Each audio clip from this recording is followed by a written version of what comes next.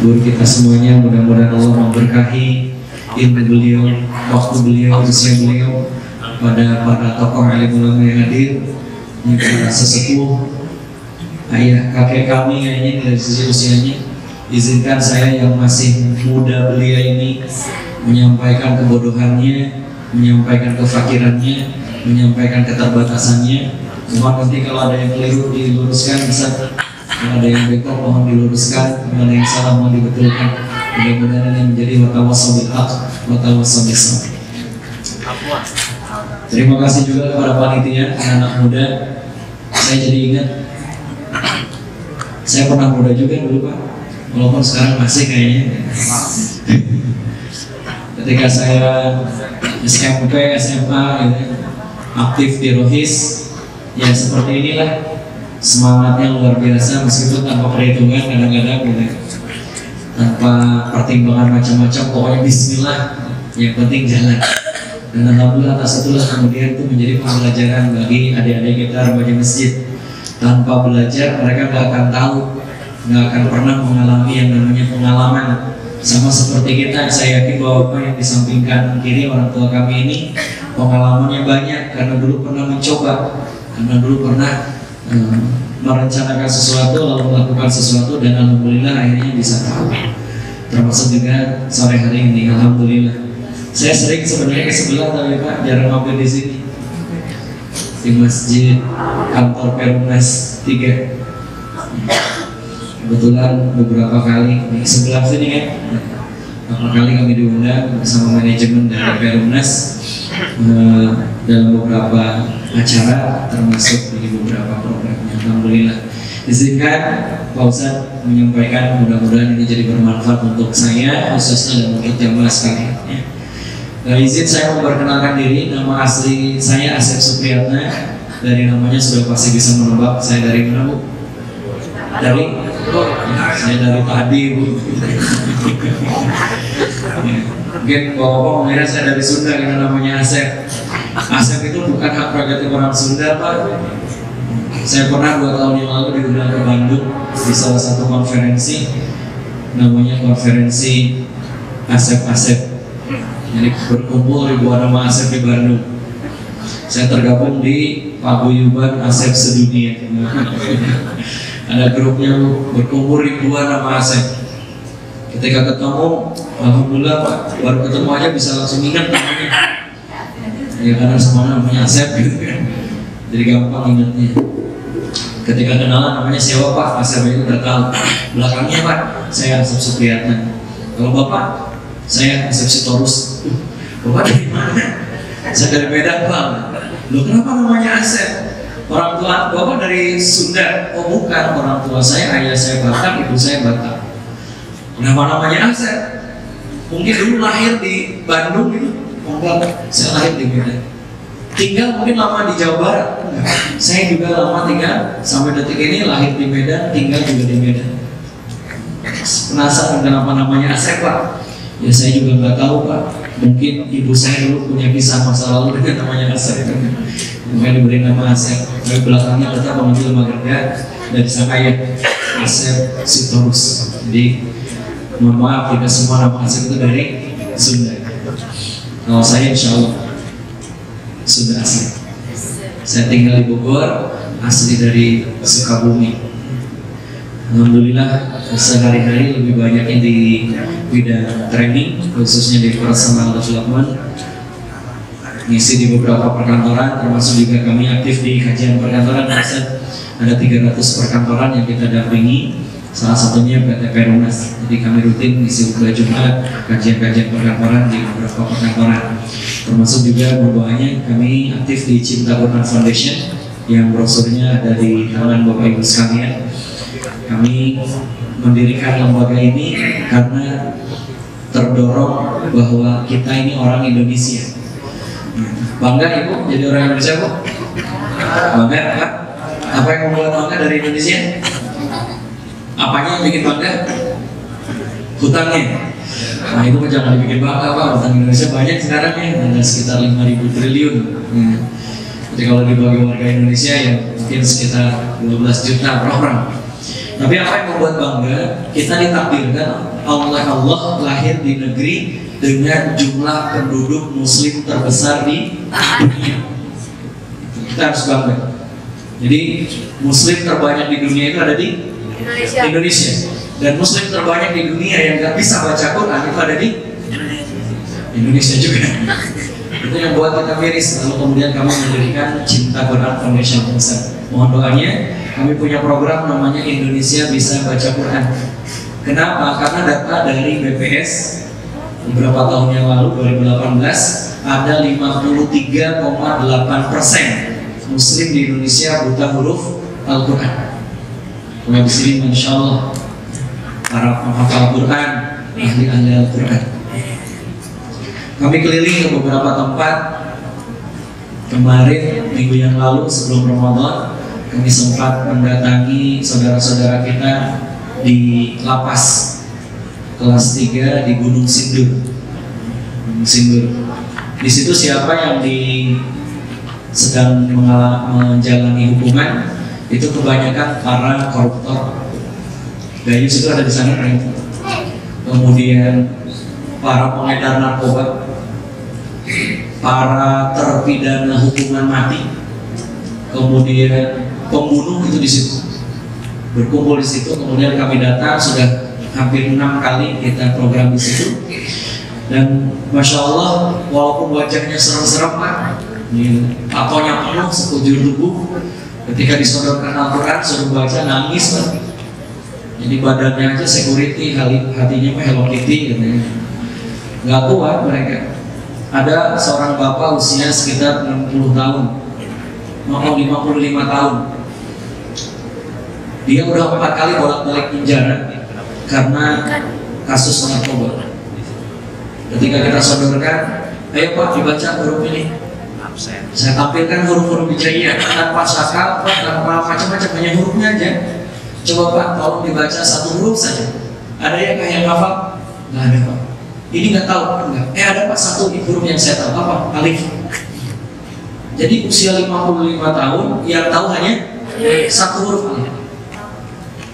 Alhamdulillah kemudian kita latih selama 1 hari dari pagi sampai sore. Alhamdulillah beliau bisa baca walaupun terbata-bata.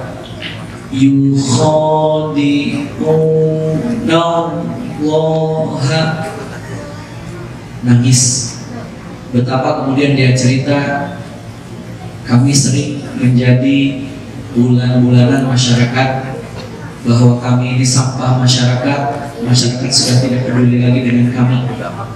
Tapi kami bersyukur teman-teman dari Cinta Quran datang untuk mengajarkan kami yang orang menyebutnya sampah. Ternyata Bapak Ibu yang dirahmati Allah, seburuk apapun orang, ketika sudah datang hidayah, mereka itu juga tetap hamba Allah. Ada lagi yang lain, seorang pembunuh, 7 orang sudah dia bunuh. Sama, ketika disuruh baca Quran tidak bisa. Kemudian isenglah kami nanya, kenapa Bapak sampai membunuh 7 orang? Ya sebenarnya saya tidak berniat membunuh Pak, saya nggak salah kok. Maksud Bapak, saya itu dikeroyok sama 7 orang Pak. Kayak keroyok saya mati. Saya bilang, Bapak keren juga. Dikeroyok 7 orang, kalau dikeroyok Bapak yang mati. Saya dihukum. Terus gimana? Ya betul Pak, selama ini mungkin kami ini jauh dari Al-Quran. Maka insya Allah di Ramadan ini bulan Quran, syahrul Ramadan alladzi unzila fihi al-Quran.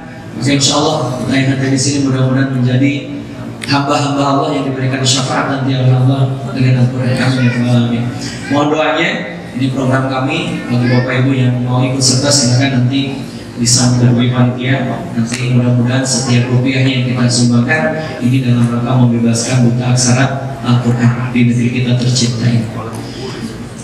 Dan ini keluarga saya, anak saya baru 3, sedang berharap yang keempat. Pak Ustaz, mohon doanya mudah-mudahan dipermudah, dilancarkan, dan mudah-mudahan menjadi keluarga yang sakinah mawaddah warahmah. Saya juga berharap mudah-mudahan Bapak Ibu juga menjadi keluarga yang sakinah mawaddah warahmah. Saya awali dengan satu nasihat dari guru kita semuanya, Kiai Haji Abdullah bin Nasir. Beliau mengatakan jangan takut menghadapi hidup ini, tapi takutlah salah dalam menyikapi hidup. Coba menurut Bapak Ibu sekalian, hidup ini susah atau mudah? Coba yang menjawab hidup ini susah, boleh unjuk tangan? Satu. Yang menjawab hidup ini susah. Yang menjawab hidup ini mudah. Yang bingung. Kadang susah, kadang mudah gitu. Oh, iya. Masya Allah. Selamat datang Pak RW. Masya Allah. Mohon izin Pak RW. Enggak.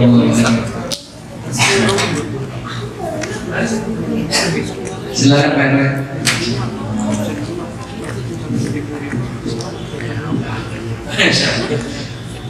Kalau disebut ganteng, saya hanya bilang takdir. Karena ada banyak yang lebih ganteng.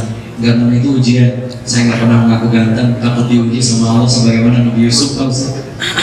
Karena Nabi Yusuf itu gantengnya luar biasa. Maka diuji oleh Allah. Apa ujian orang yang ganteng? Seperti Nabi Yusuf yang pertama, apa? Didengki oleh saudara-saudaranya. Yang kedua, diceburin ke sumur. Maka yang aku ganteng, hati-hati dekat sumur, takut kecemplung. Yang ketiga, apa diujinya? Oleh wanita. Yang keempat, dipenjara jadi budak. Untuk hati-hati yang aku ganteng. Tapi alhamdulillah, mudah-mudahan hadirnya Pak RW menambah semangat kita pada hari ini. Amin. Yang betul hidup ini susah atau mudah, Pak? Bu? Enggak beda gini jawabnya. Padahal Allah sudah mengingatkan kepada kita, la yukallifullahu nafsan illa wus'aha. Kalaupun ada kesulitan, Allah sudah berjanji, fa inna ma'al usri yusra. Jadi sebenarnya tidak ada kesulitan yang tidak bisa kita selesaikan. Insya Allah pasti Allah hadirkan kemudahannya. Bahkan diulang 2 kali dalam ayat itu. Inna ma'al usri yusra. Artinya sesungguhnya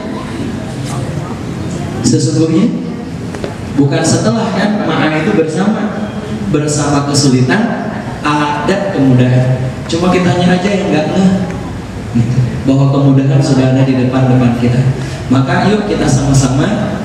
Di dunia ini tidak banyak yang kita cari, yang kita kejar, seperti halnya dalam lantunan azan yang dikumandangkan oleh muadzin, hayya 'alal falah.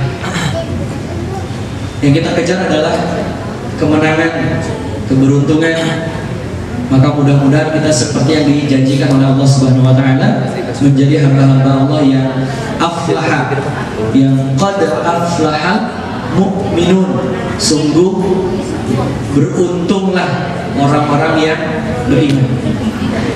Maka mudah-mudahan dalam rangka di Ramadan ini kita benar-benar diberikan kemudahan oleh Allah untuk mengejar al-falah, dan kita semuanya mudah-mudahan diberikan kemudahan oleh Allah SWT. Amin ya rabbal alamin.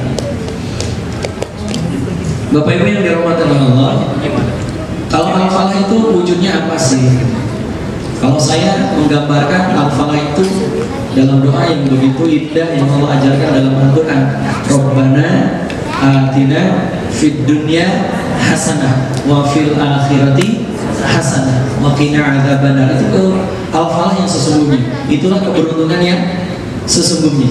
Coba ibu-ibu ingin nanya dulu, ibu mau bahagia di dunia atau bahagia di akhirat? Nah, mau dunia atau akhirat? Pilih salah satu. Dunia akhirat kan? Kenapa? Boleh nggak pilih dua-duanya? Boleh. Boleh. Kalau doanya ngajarin gitu, Robbana atina fid dunya hasanah. Imam Ibnu Katsir menafsirkan fid dunya hasanah itu dengan beberapa hal. Yang pertama, as-sihat, kesehatan, afiat. Jadi percuma gaji kecil kalau sakit-sakitan. Betul. Percuma gaji besar kalau sakit-sakitan. Yang enak itu gaji gede, sehat. Dan itu bagian dari kenikmatan dunia, sehat itu. Jangankan ya mendengar kata stroke gitu kan, serangan jantung, asam urat aja bikin masalah. Mau ruku, mau sujud gitu kan, ketika datang asam urat, ya Allah, lutut itu terasa pegel, sakitnya minta ampun. Yang kedua kata Imam Ibnu Katsir, apa itu yang disebut dengan fid dunya hasanah? Darun rahbah. Apa itu? Rumah yang luas. Itu bagian dari keharapan kita kan? Punya rumah yang lapang dan sebagainya. Yang ketiga, zaujatul hasanah. Pasangan yang baik. Itu bagian dari fid dunya hasanah. Yang keempat, rizqun wasi'un. Rezeki yang banyak, lapang, luas. Gak apa-apa, yang penting mah Allah berikan rezeki yang banyak. Yang berikutnya kata Imam Ibnu Katsir, ilmu yang bermanfaat. Kemudian yang keenam, amalun sholih, amal-amal yang baik. Dan yang ketujuh, kendaraan yang nyaman. Dan yang kedelapan, nama baik. Nih, kalau dapat nih kita nih 8-8-nya, itu yang disebut dengan fid dunya hasanah. Boleh nggak kita dapat semuanya? Boleh, nggak dilarang. Yang dilarang itu kita mengejar ini melupakan akhirat. Lalu Allah bilang dalam surah Ali Imran, zuyyina linnas hubbus syahawat minan nisa, dan seterusnya. Jadi memang kita itu ditakdirkan oleh Allah memang senang gitu. Contoh misalkan, nih mas-masnya ada yang sudah menikah atau belum? Belum. Kelas berapa sekarang? Baru lulus. Baru lulus apa? SMA. Rencana nikah kapan? Besok. Saya sudah merencanakan nikah sejak SMA kelas 3. Jadi SMA kelas 3 saya sudah menuliskan 10 calon istri saya. Saya nggak suka pacaran, ngapain pacaran? Udahlah dilarang sama agama, gitu kan? Ngabisin pikiran, ngabisin dompet, iya gitu kan? Maka saya saat itu menulis di buku harian saya 10 calon istri saya. Baru calon tuh. Kenapa banyak banget? Ya siapa tahu ada salah satu yang nyangkut gitu ya. Kan tinggal minta sama Allah, ya Allah tolong jodohkan saya dengan salah satu dari mereka. Coba mas, deh kalau nanti menikah, mari mau cari calon istri yang cantik atau soleha? Nenek-nenek nggak mau. Nenek-nenek nggak mau. Soalnya kan ini udah pengalaman 70 tahun menikah, cucunya udah 12, udah makan asam garam pernikahan, rajin ibadahnya, puasa sunnahnya rajin, tahajudnya rajin, mau kan? Ketawa katanya tadi kan soleha. Tetap yang kita ukur pertama kali itu sebenarnya cantik nih. Paras. Urusan ini. Coba mbak yang belum menikah, belum kan belakang? Belum. Mau cari calon suami itu mau yang ganteng atau yang solih? Ganteng atau solih? Oh bisa sih dua-duanya usah gitu. Mau yang ganteng, solih atau kaya? Oh itu tiga-tiganya. Kenapa? Karena yang namanya urusan dunia itu biasanya menjadi perhatian pertama, meskipun bukan yang utama. Karena yang utama itu bukan itu.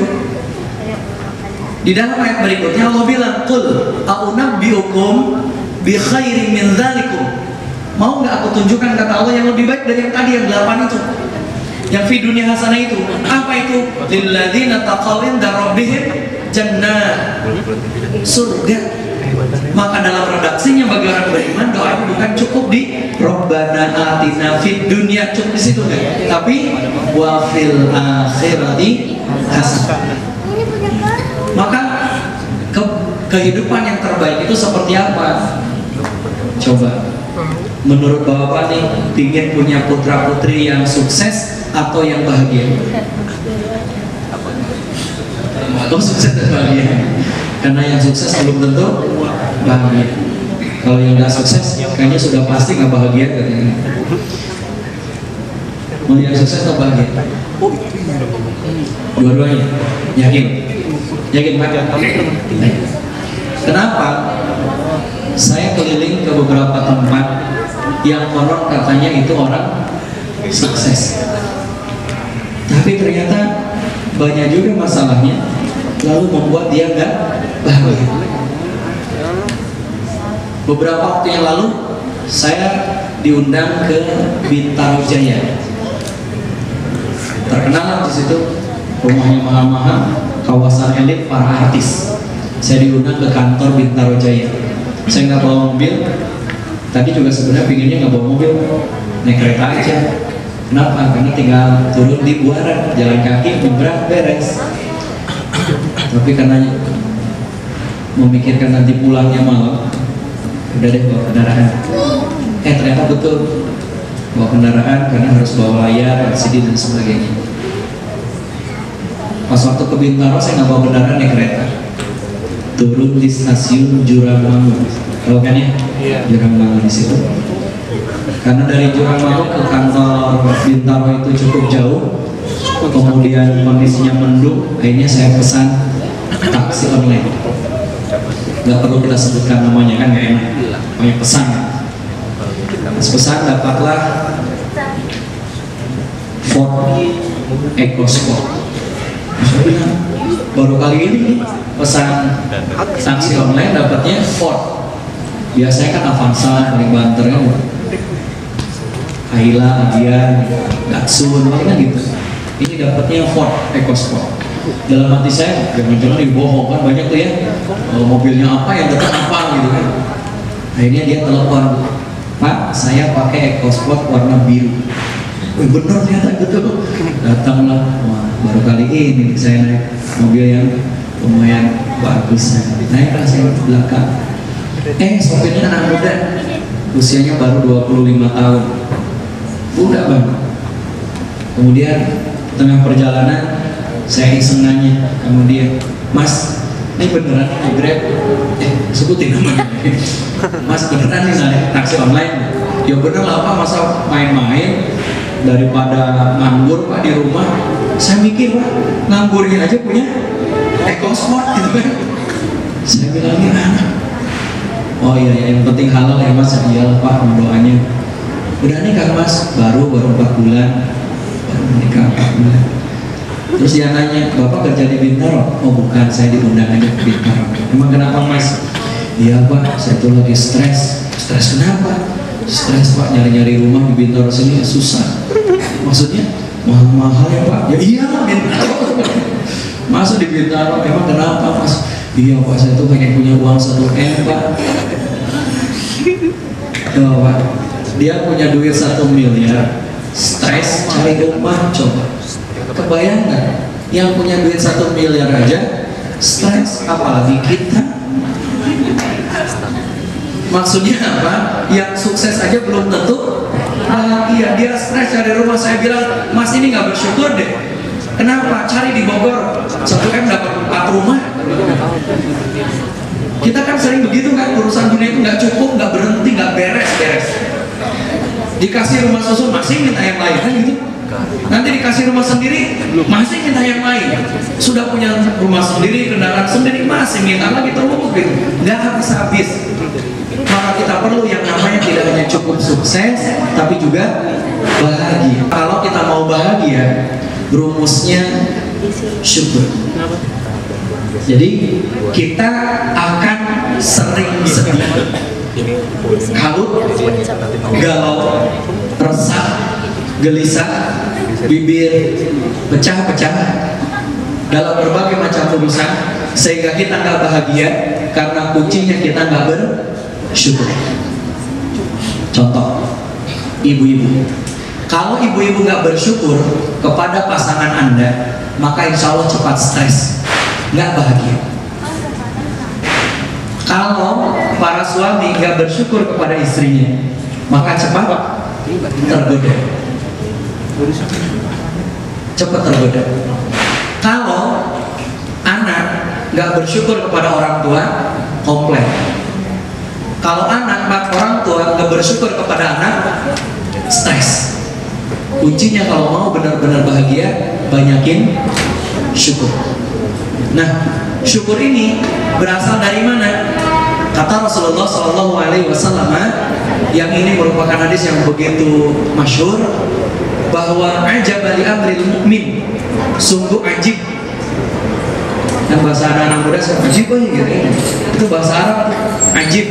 Ajib itu keren, luar biasa, wow gitu. Siapa yang wow itu? Urusan orang-orang yang beriman. Kenapa? Karena semua urusannya baik. Yang itu tidak ditemukan pada diri orang-orang yang lain. Kenapa baik? Karena kalau diberi dia bersyukur. Coba. Saya mau nanya ke bapak-bapak dulu deh. Atau ibu-ibu dulu aja. Ibu, Bu, ada? Oke. Kalau ternyata Allah takdirkan suami Anda itu pelit, susah ngasih duit, kira-kira itu musibah atau berkah? Musibah atau berkah? Yakin? Karena kita menyebutnya musibah, maka kita nggak jadi bersyukur. Coba para suami, kalau Allah takdirkan istri Anda itu, istri kita ini cerewet, Pak. Cerewetnya minta ampun. Kira-kira itu musibah atau berkah, Pak? Ibu diam. Ini mah urusan yang tadi yang pertama diam jawab, urusan yang kedua diam jawab gitu kan. Musibah atau berkah? Ketika kita nyebutnya itu musibah, maka susah kita bersyukur. Karena konotasi musibah itu buruk, betul nggak? Betul. Padahal saya menilai memang para istri itu wajib cerewet, Pak. Harus, asalkan solehah cerewet. Gara-gara istri kita dipaksa datang ke pengajian, gara-gara istri kita dipaksa sholat di masjid, gara-gara istri kita dipaksa ngaji, gitu kan? Ayolah Pak, ngaji sana, ya kan? Coba kalau istri nggak cerewet, kayaknya kita nggak ngaji Pak. Sama saya juga di rumah gitu, kadang tiap hari ngisi gitu kan, kadang kan ada capeknya. Sehari ini aja 2 jadwal, kadang 3 jadwal sehari. Oh, udah ngantuk, gitu kan, capek. Pinginnya sih istirahat, gitu kan. Kata istri, Bi, semangat lagi. Katanya mau dakwah. Ini memang istri itu wajib cerewet, betul ya? Setuju, Bu? Apalagi urusan uang gitu kan. Kenapa? Karena istri-istri itu pandai cari duit. Itu musibah atau berkah, Pak? Kalau istri pandai cari duit? Hah? Musibah, Pak. Kenapa? Saya buktiin, saya nyimpan duit di bawah kasur, ketahuan. Itu istri pinter banget nyari duitnya gitu. Disimpan di saku jas, tahu gitu kan. Apalagi disimpan di dompet mah ketahuan. Yuk bersyukur. Apapun yang terjadi pada pasangan kita, keluarga kita, kunci pertamanya, yuk bersyukur dulu. Maka Allah janjikan kepada kita, la in syakartum nazidannakum. Allah tambah. Jadi kalau mau ditambah kebahagiaannya, jangan lupa bersyukur. Ala kulli hal, alhamdulillah.